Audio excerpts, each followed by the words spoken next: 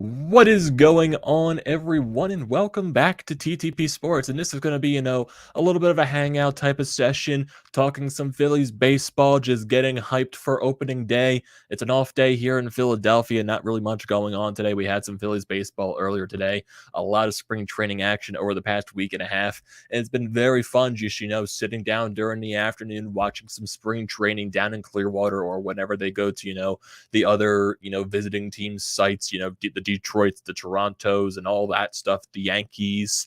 So it's been a very, very fun spring training to watch. A lot of hype surrounding this Phillies team, a lot of hype surrounding this lineup, a little bit of, some minor concerns with the pitching staff, but we're definitely going to get into a lot of things today.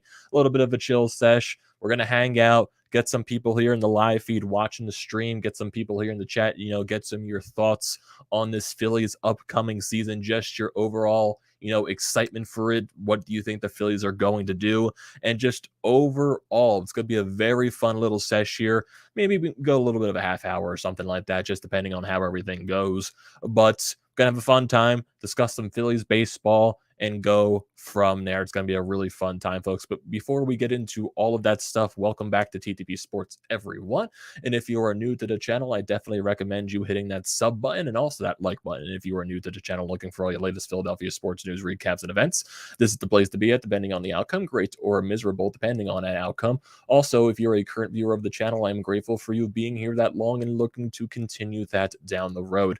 And if you're looking for tickets to upcoming sporting events, concerts, whatever you can think of, use the code TTP Sports down below for $20 off your first purchase at SeatGeek. So, got Phillies opening day coming up. Get some spring training tickets as well as that wraps up. Can't pass that. You also got some Sixers games at the Wells Fargo Center. The season's winding down. Maybe get yourself some playoff tickets at the Wells Fargo Center. If you want to put yourself through some Flyers hockey, why not? When the Eagles come back, can't pass that up. Free $20 in your pocket. Use that for parking, concessions at the arena, stadium, whatever you think of. So, yeah, use the code $20, but not the code $20. Use the code TTP Sports for $20 off your first purchase at SeatGeek today. So, just really getting into this whole Phillies thing, just the roster, basically just looking into the season right now, just, the overall excitement, because just baseball, I just love that baseball is back, because baseball, it's one of my favorite sports. I love talking about baseball. I love watching all 162, even though there's going to be a lot of frustration, over the past couple of seasons with this Phillies team. It's still a very fun ride. They went till the final basically series last year, before getting eliminated against the Atlanta Braves. And just, there's a lot of, hype surrounding this team with all the moves that Dave Dombrowski, John Middleton, they made in free agency to bring a lot of these guys into the roster, the big names, the Nick Castellanos, the Kyle Schwarbers, implementing those guys into the lineup, and how just deadly this Phillies lineup is going to be, adding those two pieces into it. Basically, the Phillies 1 through 6 could be a very deadly punch for a lot of teams in this league. The Phillies could possibly even have a top 5 offense in this league, can probably even lead the league in home runs with how many powerful bats that they have in this lineup, and just how deadly that 1 through 6 is going to be. It's going to be very fun to watch. It really is. The Phillies rotation, there's a little bit of question marks going into the start of the season, because we all know the situation with Zach Wheeler. He had a little bit of a shoulder issue coming in the spring, and then he had the flu situation, so he's been a little bit backed up. He hasn't got a start so far yet this spring training, so he's probably not going to be ready for opening day. I would assume he's not going to be ready for maybe like another week or two after opening day. So we're going to be a little bit from seeing Zach Wheeler on the bump. Erin Nola has had a couple of shaky, starts here in spring training, has given up a lot of home runs, especially on 2 strike counts when you're throwing meatballs right down the middle of the plate. So there are some definitely concerns with Erin Nola. We haven't seen Ranger Suarez yet, just because we all know with the visa situation, he came into Florida late, and he's got to get basically ready for everything there. So he's not going to be insanely ready for opening day, but I don't think it's going to be as long as a Zach Wheeler. We saw Zach Eflin just a couple of days ago getting his first start. He looked pretty solid in his first spring training start, so hopefully he just picks the pace from there. Kyle Gibson has looked pretty solid as well in his first couple of starts in spring training too. So the rotation even though I have my concerns with guys like Erin Nola, I'm not concerned about Zach Wheeler. I think he will be fine, even though it's a little bit weird that, he has a shoulder issue coming into the start of the season. And you knew that coming into, when the lockout and situations were happening there, that guys that had injuries, no one was going to basically know about it just because of the entire stuff with the lockout. You're not contacting between your own teams. So basically the team doctors don't know what the hell is going on with you. No one knows your health situation. So basically it's not going to be announced until spring training starts, until the lockout was lifted. So then you figure out, okay, a lot of these guys have injuries and we got to get this shit sorted out. And that was the situation with Zach Wheeler. Just hopefully it doesn't become a long-term situation, especially with that shoulder. That just kind of worries me. Thankfully, it's not like, an elbow situation where then you got to get into the discussion of Tommy John. Hopefully it doesn't get to that extent where it becomes an elbow issue. But I think Zach Wheeler will be just fine. A little backed up, but he'll eventually get into some games here and hopefully, be ready, at least a week or two after opening day. Ranger Suarez, the same thing. Even though I'm not really worried about Ranger Suarez either, I don't expect him to be, the elite level that he pitched to last year, to where, he was the closer for some points and then he got implemented into the starting rotation and kept that sub-2 ERA. I don't expect that. If Ranger Suarez can give you at least a mid-3 ERA to a 4 ERA, that's very respectable in this league for, how potent a lot of offenses are in Major League Baseball. So, yeah, if Ranger Suarez can give you that, I'll be perfectly fine with that scenario. Erin Nola, really a little bit of a controversial topic right here, just because last year really wasn't a good season for Erin Nola. He gave up a lot of home runs. And, it just one of those, really bad seasons from Erin Nola. And throughout his entire career, just with the Phillies in general, it's been a little bit of a weird ride with Erin Nola, because he had the Cy Young season in 2018. He had the very bad season last year. And if you look at, right now, I think it's showing his spring stats right here just for his entire career. But his entire career, he averages around a 3.68 ERA. So he has the average ERA right there. He's not going to be, the dominant pitcher that he was in 2018 when he went 17-6 and had a 2.37 ERA. He's not going to be that Erin Nola anymore. I really don't expect him to be at that level. But I really don't expect him to be as bad as he was last year, where he finished 9-9, 4.63 ERA. The home runs, he gave up 26. That was the second most in his career, past 2019, where he gave up 27 bombs. And he just had a lot of problems getting guys out, especially with 2 strikes. Especially it's showcasing in spring training very early on. And as for a couple of starts here, he's throwing some meatballs down the middle of the plates on 2 strike counts, and they're just getting taken right out of the ballpark. So right now he's even showcasing that he's struggling to get guys out in spring training. Even though spring training, some people say that, it's really for when the pitchers, they try, work on their weaker pitches and try to get those useful. We know with Erin Nola, I think more of his 2-strike pitch would be that changeup, just because his changeup is his best pitch. So maybe right now they're trying to work on that fastball, to get at that late push. But we all know with Erin Nola and the way he goes throughout his career, he is a warm weather type of pitcher. When it's cold, even though they are down in Florida, the weather down there is very weird. You're in the 70-degree weather. Sometimes you can have rain conditions. So the Florida weather is just weird. It's really unpredictable. So when you come to Philadelphia, in April, it's going to be, starting off in like the 50-degree weather, even though like the weather here has been crazy as well. A couple of days ago, it was 70 degrees and everyone was wearing shorts out. Today it was snowing and it was 30-something degrees. So yeah, the weather here has been very up and down, and I hate it and I despise it. But when you get into April, when you get around that opening day start time for baseball here in Philadelphia, the April months, it starts off, the weather's not the best. You're getting into that 50-degree weather range. Sometimes you'll get into 40 degrees on certain nights. But then as the weeks goes along, and then you get closer and closer towards the spring, you're getting closer and closer towards summer, to that May time, to that June time. The weather's going to start to get warmer and warmer as the days goes on. And for Erin Nola, he's a warm weather type of pitcher. He doesn't pitch as good in the cold weather months, as we've seen. April, maybe he doesn't have his best, even though usually Erin Nola on his opening day starts, which he is going to be the opening day starter this year, he usually does good on opening day, which is, I guess, something, to look forward to. Erin Nola usually is a good starter on opening day. But for Erin Nola, just in general, He pitches better when the weather is warm, especially when you're in the June months, the Julys, the Augusts. That's when you're going to get your best version of Erin Nola because he can get a better grip on that fastball. He can get the ball to move. In the cold weather, it's just sometimes you get a little bit difficult to grip the ball. Sometimes your hands just don't feel as good just because the cold weather going on your hands. Maybe your fingers get a little bit numb. You want to try to keep your arm as warm as possible, as loose as possible. The cold weather tightens it up a little bit. So Erin Nola, he's definitely not going to be a Cy Young candidate Erin Nola anymore. I don't expect that. I think that's more of the outlier. I think last season was more of the outlier for Erin Nola as well. I think he's going to fall around his average where, he's about like a mid three, a high 3 ERA, maybe a mid 3, maybe even a low 3 ERA if you get, one of his best seasons. So Erin Nola, he needs to find I know a lot of his analytics last year even showed that he was a very, very unlucky pitcher. So maybe he's due to bounce back a little bit and just have a little bit of a better season. But Erin Nola is definitely one of those guys on this Phillies roster right now that really concerns me with the pitching staff. But then when you go into the bullpen, there's going to be a little bit of question marks because, some of these guys that are coming off of injury, some guys are injured right now when you don't know the cases. We haven't seen Jose Alvarado yet. To start this spring, he's been having a little bit of a setback. Sam Coonrod, he's had a setback. He's not going to be pitching for, I think, like 5 to 7 days. So he's probably not going to be ready for opening day. Connor Brogdon, he's been pitching in a couple of games here, but he's getting roughed up a little bit, even though I do believe in Connor Brogdon's upside. I do believe he's eventually going to be fine.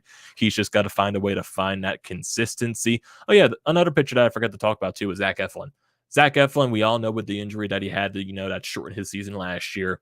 If he could be a solid, fifth starter, he's going to give you good outings. He's going to give you his good outings. He's going to give you his bad outings. That's what we've seen from Zach Eflin his entire career in the Philadelphia Phillies uniform. So really, Zach Eflin is what he is. I guess you could count him as a solid, reliable type of fifth starter in this rotation. Kyle Gibson, same thing. Reliable fourth starter guy. He's going to give you that mid 3 ERA, the 4 ERA. It's a very respectable number, especially in this day and age of baseball where the offense is basically just going all over the place.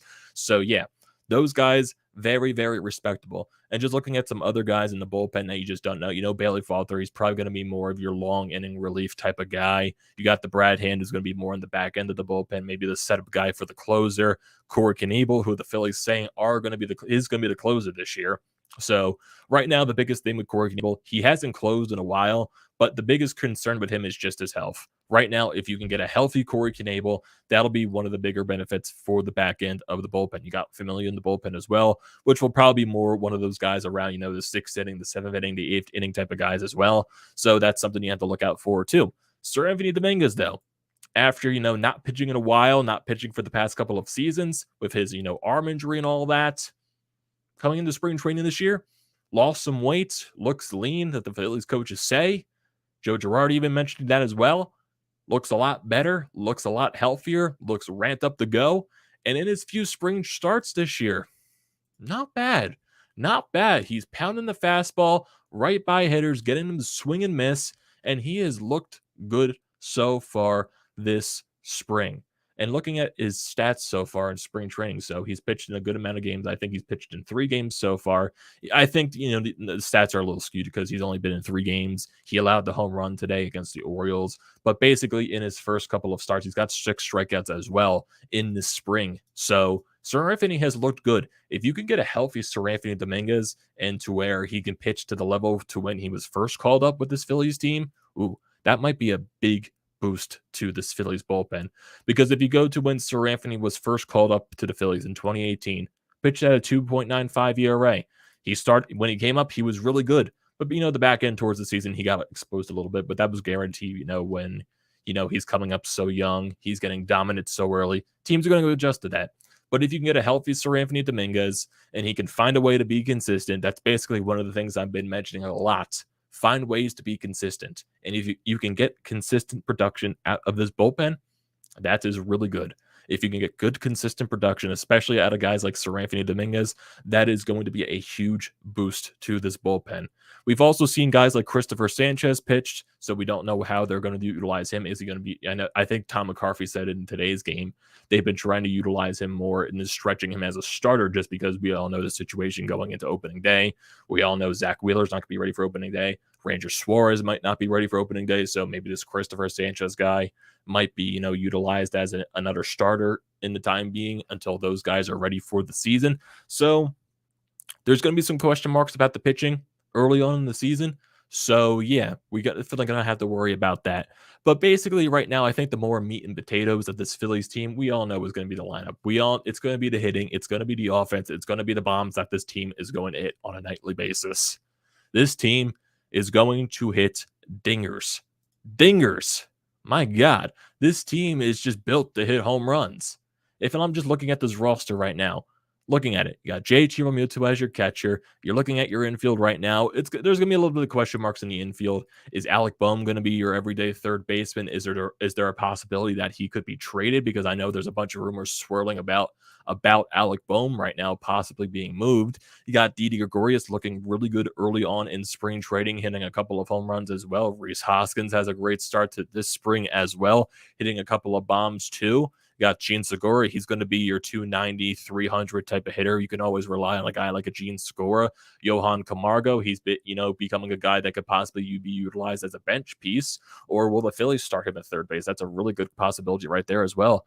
But then when you look at the rest of the lineup too, you got Nick Castellanos in the outfield or possibly being in the DH. You got Bryce Harper. You got Mickey Moniak. Mickey Moniak, what the hell is this guy doing this spring? Hitting 3 bombs. What is it? 3 bombs in 3 straight games? I'm like, what the hell is this, Mickey? What is this? Where is this coming from? Mickey Moniak. I know with the whole thing with the Odubel Herrera situation, he's injured. He's going to be out 4 to 6 weeks. So right now it's really looking like that Matt Beerling is going to be the opening day center fielder. But if you're looking at with the way Mickey Moniak has been playing this spring, in the way that the roster is going to be on opening day in the first month of the season, it's going to be expanded to a 28-man roster instead of 26. So you're going to be able to add a couple more bodies to the roster for April. Mickey Moniak, if he keeps playing good this spring, could possibly be the opening day, platoon center field with Matt Beerling. Mickey Moniak season. Is it Mickey Moniak season? I'm just like, seriously, this dude is hitting bombs like every single time I am watching him at bats. I'm like, seriously, where is this coming from, Mickey Moniak? If we look at his spring stats so far in 19 at bats, 263 average, 5 RBIs, 3 home runs. So he's only had 5 hits this spring, and 3 of them are home runs. Is Mickey Moniak suddenly becoming this power hitter? I know we're exaggerating right here, but Mickey Moniak, if he can find a way to prove a lot of people wrong, prove guys like me wrong, because I've been very down on Mickey Moniak, I'm not that high on him at all.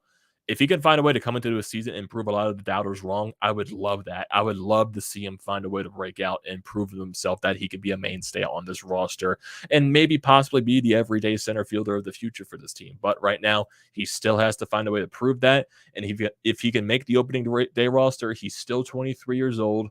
If you can find a way to do that, if you can find a way to, to break out and all that stuff, I'll be very, very happy with that. And also one of the other infielders that I forgot to talk about, Bryson Stott.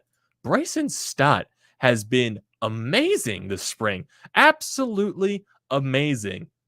I just can't, it's just like, you can't not talk about Bryson Stott because he's been so amazing this spring. Looking at his stats right here, in 15 at-bats this spring, the guy is batting .533. 533. 8 hits in 15 at-bats. He got a home run against the Blue Jays yesterday. He's got 3 RBIs as well. He's worked a couple of walks. The kid just looks comfortable up there. I hate calling him a kid because he's 24. He's a year older than me. I'm always going to be 24. I don't know why am I calling him kid? Why am I calling him kid? Still, you know what I mean? You know what I mean? Bryson Stott, he just looks like a professional at the plate right now. The guy has confidence this spring, and he's going there. He's fighting for an opening day roster spot. Bryson Stott, Rookie of the Year candidate, opening day starter. Is he going to be the starting shortstop? Is he going to push the Phillies to maybe, possibly trade a guy like an Alec Bohm? Because, Alec Bohm has been circling around all those rumors. And speaking of Alec Bohm, too, he's had a little bit of a dreadful start to the spring. He's made a couple of nice defensive plays recently, but at the plate, he looks kind of lost in the field. A couple of at the beginning of spring training, he was making a bunch of errors. I know the Phillies staff, they're high on him. I'm also high on him too. I still believe in Alec Boehm's upside with the batting. We all know he's going to be a terrible fielder, but I do believe in his upside with his bat. But at this stage, if the Phillies do trade him, I'm at this point where if you make a move that makes the team better now, because at this point you are trying to win now, you're trying to compete with the Braves, you're trying to compete with the Mets, especially with this expanded postseason. You're trying to compete with these other teams, and you're trying to go out there and win and also build up the farm system too, what Dave Dombrowski is doing. But this roster right now, they are trying to build the win. They are trying to be built to compete, especially offensively. If you can make a move, especially like moving a guy like an Alec Boehm, if you can do that and make your team better in the prospect, I'm fine with it. I'd be perfectly fine with it. Even though I do believe in Alec Boehm's upside with his bats, I know a lot of people are down on him just because of the season that he had last year at the plate and also very just terrible in the field. I do believe in his upside, but I can understand if the Phillies trade him and they find a way to make this roster better from that standpoint. I'd be perfectly fine with that if they are able to do that. And just looking at some other people as well, just going back to Bryson Stott, the guy is just out there putting up professional at bats. I see him getting down 0-2 in the count, and he's he's fouling off pitches. He's taking pitches that are outside that are very close to being a strike, but they're called a ball. He's just taking pitches. He's being professional up there. He's working the count. He's working some walks. And when he gets his pitch and he finds a way to get that pitch, he rips it. He absolutely rips it. Bryson Stott, he's pushing, to be on this opening day roster. Is it going to be the starting shortstop? Is it going to be moving around the field to third base, to second base, whatever? I'm excited for it. I'm excited for Bryson Stott. I'm excited to see what this kid can do. And same thing, like going back to Matt Beerling. Matt Beerling has also been playing very well for the Phillies in spring as well. If I go to Matt Beerling's stats, he's had some situations where he's had the bases loaded, he's had runners in scoring position, and he's getting hits. He's driving those guys in. Right now, this spring in 20 at bats, he's batting .250. He's got 6 RBIs, 5 hits. So yeah, he's coming up big, and he's proven that he wants to be that starting center fielder. So hey, but going into the season, it was going to be that platoon between him and Odubel. Now Odubel right now is out of the picture for 4 to 6 weeks. Matt Beerling is running away with the job. And I know Mickey Moniak is trying to creep in, even though it's probably going to be a platoon between him and Mickey Moniak. And right now, the way I see it, with the way they're probably going to do things like right now, if Mickey Moniak does make the opening day roster, I would say Mickey Moniak goes up against the right-handed pitchers and Matt Beerling goes up against the left-handed pitchers. That's why I feel like just because you have the left-hander and you got the right-handed bat as well. So that's how I feel Joe Girardi might do things, but maybe he also goes with the hot bat as well. So you never know how Joe Girardi is going to work this lineup. And just speaking of this lineup as well, just keep going throughout the orders too. Just the outfielders, Nick Castellanos, who got his first home run today in his second game. He got his first hit yesterday against the Blue Jays. And Nick Castellanos is just a professional hitter out there. He's just going to give you at least a 280 to a 300 average. He's going to give you at least 30 bombs. He's going to drive in runs. He's going to be that guy in the lineup. Bryce Harper, we all know what Bryce Harper can do. MVP last year. He's going to be Bryce Harper. We know the numbers he can put up. Kyle Schwarber, he's probably going to be the top guy in the lineup. He's probably going to be that leadoff guy. And, he's going to give you at least 30 bombs this season. If he can give you at least a 250 average, get those walks, get on base, set up for these other guys as well, and also hit some home runs at the same time, Kyle Schwarber is going to be very fun to see. We all know defensively this team is going to suck. We all know defensively this team is going to suck. We know this. We know this. They're built for bombs. They're built for offense. They're built for home runs. And I'm very excited to see that. I am very excited to see that wholeheartedly. I need a drink of water. I've been talking way too much.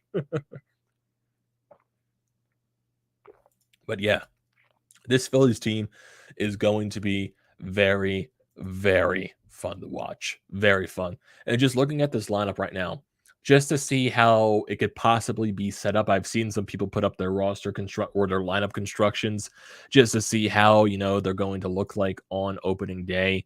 And, there's a lot of people have similar looks into what they want the lineup like. So We don't know how it's officially going to look like, but I feel like people have a good general idea of what possibly this Phillies lineup is going to look like on opening day. So definitely expect Schwarber to be the leadoff guy. And then you do have some interchangeable pieces like going from 2 to 6. Some guys have Nick Castellanos in that 2 hole. Some guys have Gene Segura. Some guys have JT Realmuto. Some guys have Rhys Hoskins. Personally, I like the way Gene Segura played in the 2 hole last year, so I would like to see Gene Segura in that 2 spot. Bryce Harper, obviously, he's going to be the 3 hole hitter. He's going to stay there. I don't think Joe Girardi is going to move him around at one bit. I think the cleanup hitter is either going to be Rhys Hoskins or it's going to be Nick Castellanos. I feel like that's where one of those two guys is going to end up. Same thing with the 5 hole in this lineup. I do feel like that's either going to be Rhys Hoskins or Nick Castellanos.